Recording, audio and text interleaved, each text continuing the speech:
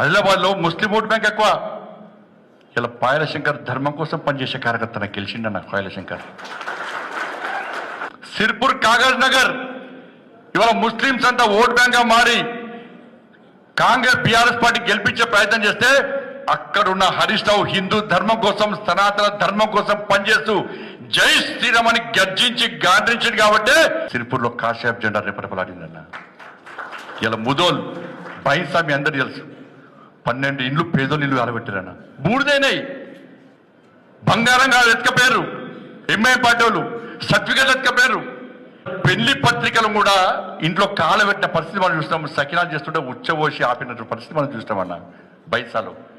ఇలా 12 ఇళ్లను ఇలా ఆర్ఎస్ఎస్ రాష్ట్రీయ స్వయం సేవక సంఘం ముందుకు వచ్చి అక్కడ 12 మందికి ఇక 12 కుటుంబాలకి ఇల్లు కట్టించి 20 కుటుంబాల ఫర్నిచర్ గురించిన పార్టీ భారతీయ జనతా పార్టీ. ఇలా ముద్దలో గెలిచింది ఎవరన్నా? హిందుత్వం గెలిచింది. ధర్మరక్షణ కోసం పనిచేసే కార్యకర్తలు గెలిపించారన్న. నిర్మల్లో భారతీయ జనతా పార్టీ ధర్మం కోసం పనిచేసే కార్యకర్తలు గెలిపించారన్న. పార్లమెంట్ స్థానాలు కూడా అన్ని కూడా ఈ ధర్మం కోసం పనిచేసే కార్యకర్తలు కష్టపడి పనిచేశారు కాబట్టి ఇవాళ 8 మంది పార్లమెంట్ సభ్యులను గెలిచామన్నా, 8 మంది ఎమ్మెల్యేలు గెలిచాం.